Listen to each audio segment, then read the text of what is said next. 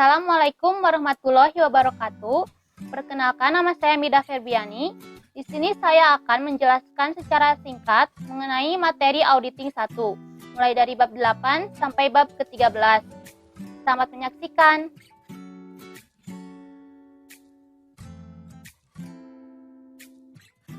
Di bab 8 tentang perencanaan audit dan prosedur analitis, ada 3 alasan utama mengapa auditor harus merencanakan penugasan dengan tepat. Yang pertama, untuk memungkinkan auditor memperoleh bahan bukti kompeten yang cukup untuk kondisi yang ada. Yang kedua, untuk membantu menjaga biaya audit tetap wajar. Yang ketiga, untuk menghindari kesalahpahaman dengan kliennya.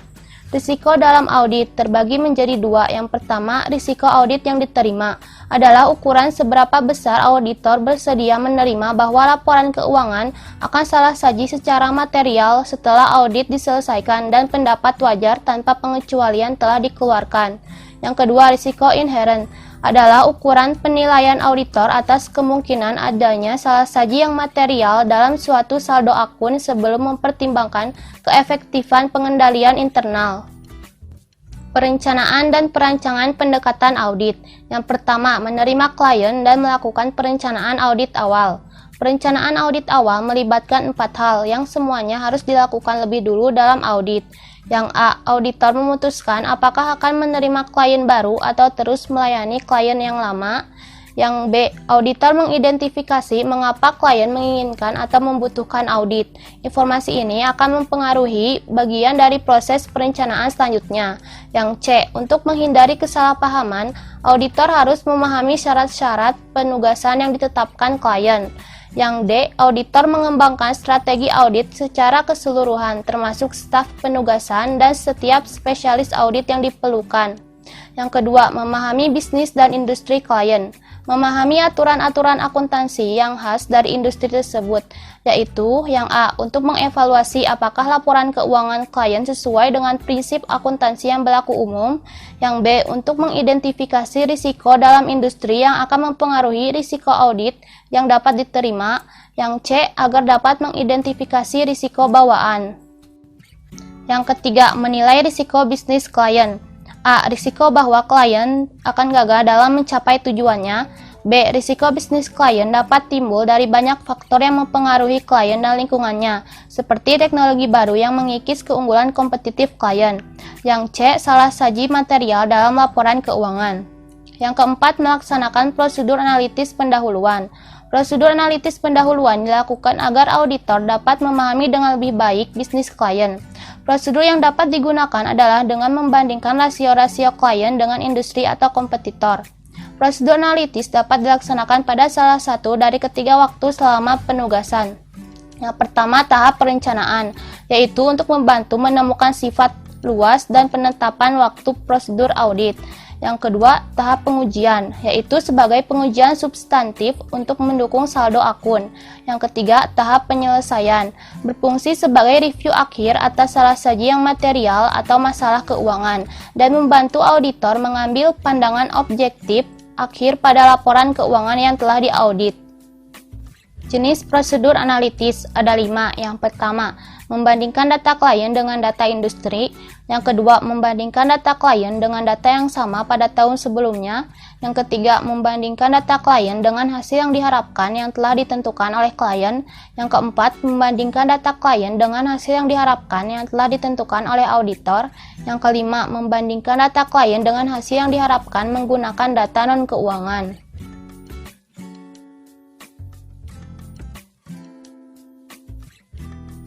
Di bab ke-9 tentang materialitas dan risiko, besarnya nilai yang dihilangkan atau salah saji informasi akuntansi yang dilihat dari keadaan yang melingkupinya dapat mengakibatkan perubahan atas atau pengaruh terhadap pertimbangan yang meletakkan kepercayaan terhadap informasi tersebut karena adanya penghilangan atau salah saji tersebut. Definisi tersebut mengharuskan auditor untuk mempertimbangkan yang pertama, keadaan yang berkaitan dengan entitas, yang kedua, kebutuhan informasi pihak yang akan meletakkan kepercayaan atas laporan keuangan auditan. Konsep materialitas penting dalam audit laporan keuangan, karena auditor tidak bisa memberikan jaminan bagi siapapun bahwa laporan keuangan auditan adalah akurat.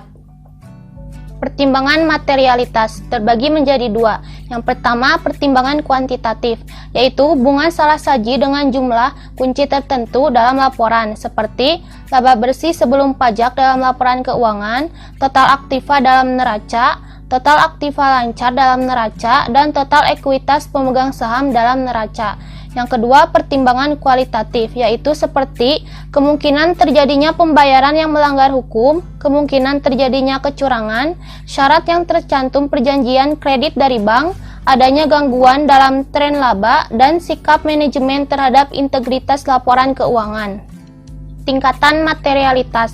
Tingkatan materialitas juga dibagi menjadi dua. Yang pertama, materialitas pada tingkat laporan keuangan.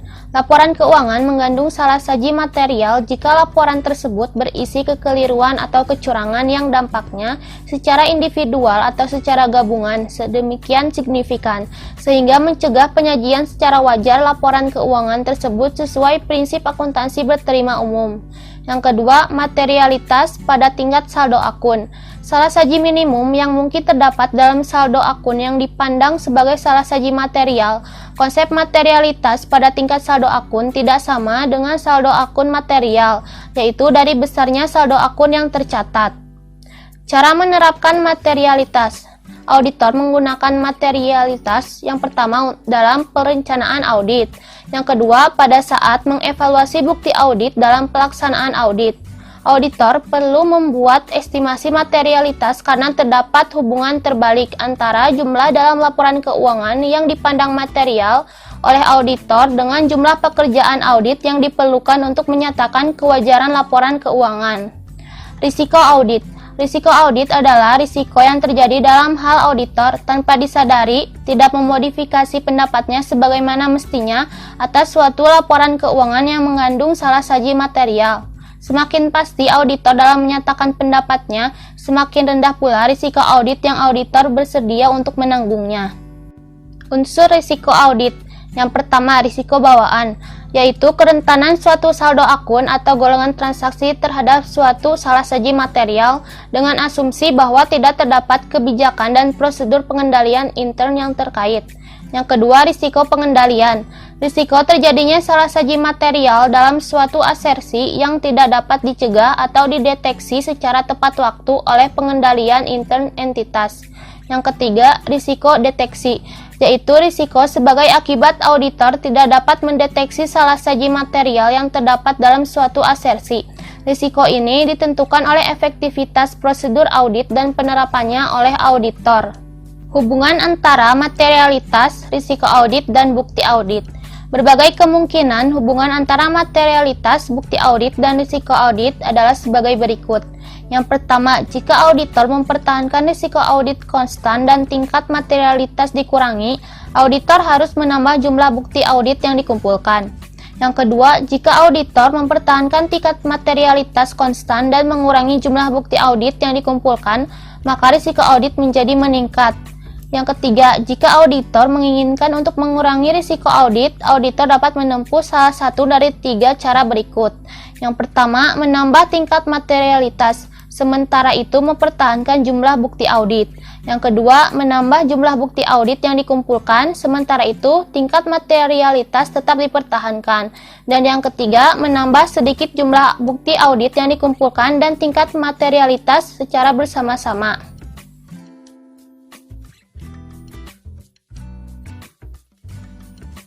Sistem pengendalian internal terdiri atas kebijakan dan prosedur yang dirancang untuk memberikan manajemen kepastian yang layak bahwa perusahaan telah mencapai tujuan dan sasarannya. Kebijakan dan prosedur ini seringkali disebut pengendalian dan secara kolektif membentuk pengendalian internal entitas tersebut. Biasanya manajemen memiliki tiga tujuan umum dalam merancang sistem pengendalian internal yang efektif. Yang pertama, rehabilitas pelaporan keuangan. Yang kedua, efisiensi dan efektivitas operasi. Dan yang ketiga, ketaatan pada hukum dan peraturan. Ada dua konsep utama yang melandasi perancangan dan implementasi pengendalian internal. Yang pertama, kepastian yang layak. Perusahaan harus mengembangkan pengendalian internal yang akan memberikan kepastian yang layak, tetapi bukan absolut bahwa laporan keuangan telah disajikan secara wajar. Yang kedua, keterbatasan inheren. Pengendalian internal tidak akan pernah bisa efektif 100% tanpa menghiraukan kecermatan yang diterapkan dalam perancangan dan implementasinya, meskipun personil yang menangani sistem itu sanggup merancang sebuah sistem yang ideal. Keefektifannya tergantung pada kompetensi dan ketergantungan orang-orang yang menggunakannya. Manajemen juga harus mengidentifikasi kerangka kerja yang digunakan untuk mengevaluasi keefektifan pengendalian internal. Penilaian manajemen mengenai pengendalian internal atas pelaporan keuangan terdiri dari dua komponen utama. Yang pertama, manajemen harus mengevaluasi rancangan pengendalian internal atas laporan keuangan, dan yang kedua, manajemen harus menguji efektivitas pelaksanaan pengendalian tersebut. Sebagai bagian dari prosedur penilaian risiko, auditor menggunakan prosedur untuk memperoleh pemahaman yang meliputi pengumpulan bukti tentang rancangan pengendalian internal dan apakah pengendalian itu telah diimplementasikan, lalu menggunakan informasi tersebut sebagai dasar audit terpadu. Biasanya auditor menggunakan 3 jenis dokumen untuk memperoleh dan mendokumentasikan pemahamannya atas perancangan pengendalian internal. Yang pertama, naratif, yaitu uraian tertulis tentang pengendalian internal klien. Yang kedua, bagan arus, yaitu diagram yang menunjukkan dokumen klien dan aliran urutannya dalam organisasi. Dan yang ketiga, kuesioner pengendalian internal, yaitu mengajukan serangkaian pertanyaan tentang pengendalian dalam setiap area audit sebagai sarana untuk mengidentifikasi defisiensi pengendalian internal. Auditor harus memahami perancangan dan pengimplementasian pengendalian internal untuk melakukan penilaian pendahuluan atas risiko pengendalian sebagai bagian dari penilaian risiko salah saji yang material secara keseluruhan. Ada dua faktor utama yang menentukan auditabilitas. Yang pertama, integritas manajemen, dan yang kedua, kememadaian catatan akuntansi. Auditor menggunakan penilaian risiko pengendalian dan hasil pengujian pengendalian untuk menentukan risiko deteksi yang direncanakan, serta pengujian substantif terkait untuk audit atas laporan keuangan. Auditor melakukannya dengan menghubungkan penilaian risiko pengendalian dengan tujuan audit yang berkaitan dengan saldo untuk akun-akun yang dipengaruhi oleh jenis transaksi utama, serta dengan 4 tujuan audit, penyajian, dan pengungkapan.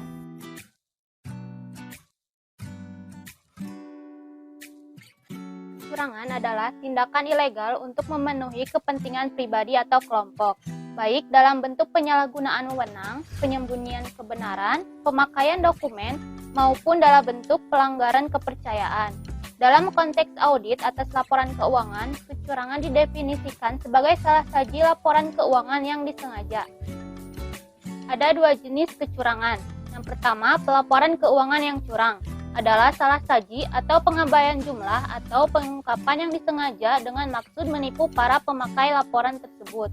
Dan yang kedua, penyalahgunaan aset adalah kecurangan yang melibatkan pencurian aset entitas tetapi tidak semua jumlah yang terlibat tidak material terhadap laporan keuangan.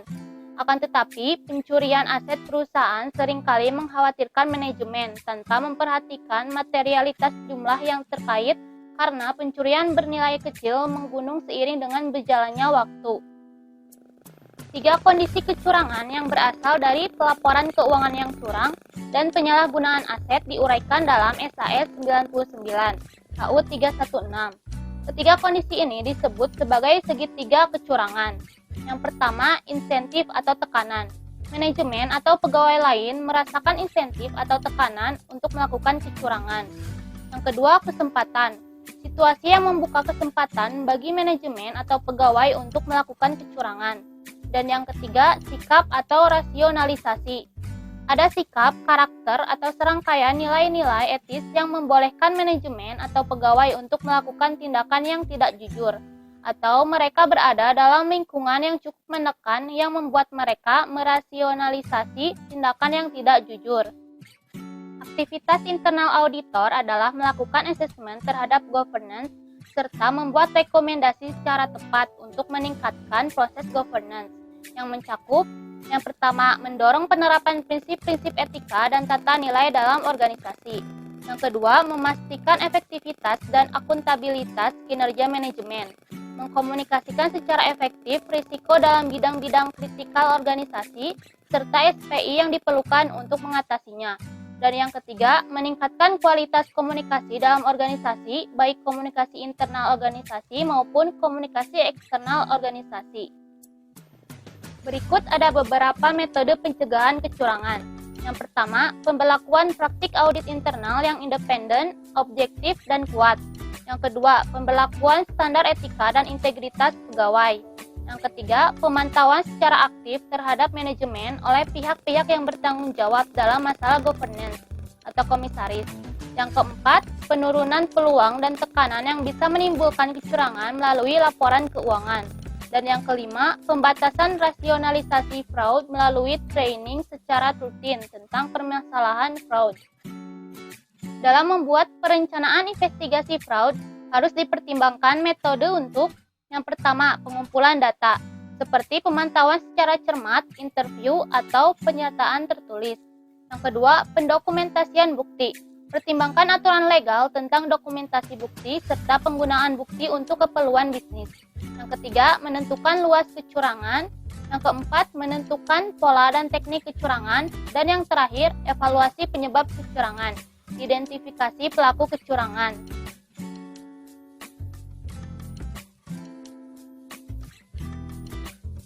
Sebagian besar entitas mengandalkan teknologi informasi untuk mencatat dan memproses transaksi bisnis.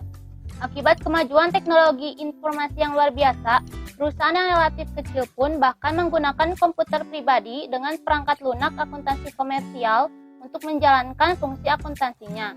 Ketika perusahaan tumbuh dan semakin membutuhkan informasi, perusahaan itu meningkatkan sistem teknologi informasinya.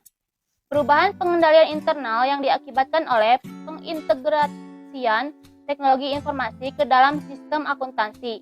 Yang pertama, pengendalian komputer menggantikan pengendalian manual. Karena komputer memproses informasi secara konsisten, sistem teknologi informasi dapat mengurangi salah saji dengan mengganti prosedur manual dengan pengendalian terprogram yang menerapkan pengecekan dan penyeimbangan setiap transaksi yang diproses. Ini mengurangi kesalahan manusia yang sering terjadi dalam pemrosesan transaksi secara manual. Yang kedua, tersedianya informasi yang bermutu lebih tinggi. Aktivitas teknologi informasi yang biasanya dikelola secara efektif karena kerumitan itu memerlukan organisasi, prosedur, dan dokumentasi yang efektif. Ini biasanya menghasilkan informasi yang bermutu lebih tinggi bagi manajemen, jauh lebih cepat dari sistem manual.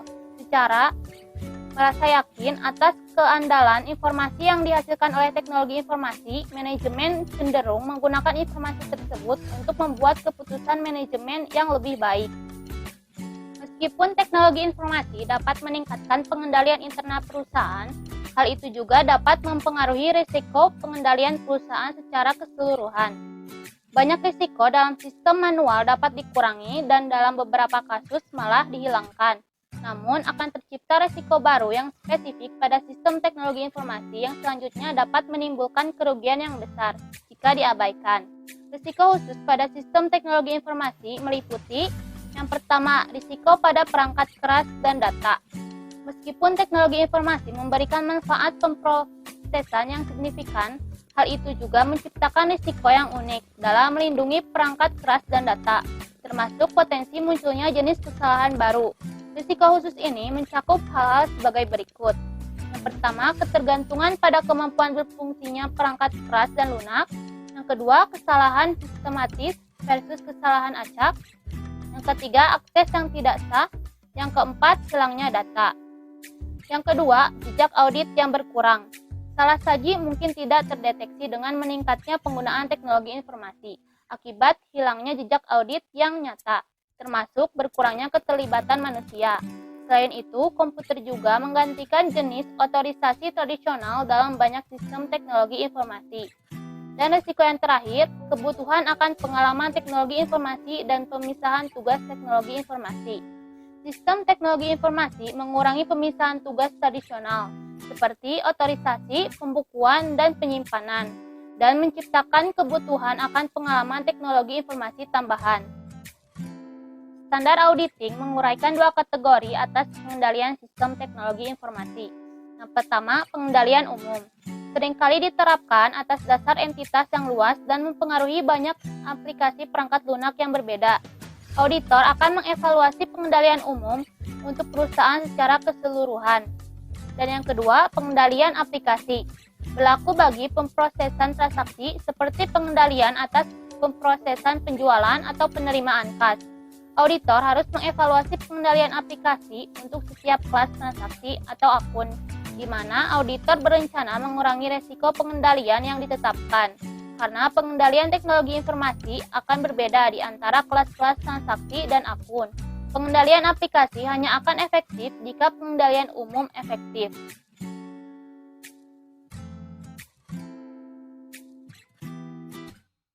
Dalam mengembangkan keseluruhan rencana audit, auditor menggunakan 5 jenis pengujian yang dapat digunakan untuk menentukan apakah laporan keuangan tersebut disajikan secara wajar. Pengujian tersebut meliputi yang pertama, prosedur penilaian risiko. Penilaian ini dilaksanakan untuk menilai risiko salah saji yang material dalam laporan keuangan. Auditor melaksanakan pengujian pengendalian, pengujian substantif atas transaksi, prosedur analitis, dan pengujian atas rincian saldo sebagai respon terhadap penilaian auditor atas salah saji yang material. Sebagian besar prosedur penilaian risiko auditor dilakukan untuk memahami pengendalian. Yang kedua, pengujian pengendalian. Pengujian pengendalian merupakan prosedur yang digunakan untuk menguji efektivitas kebijakan dan prosedur pengendalian yang diterapkan untuk menilai risiko pengendalian.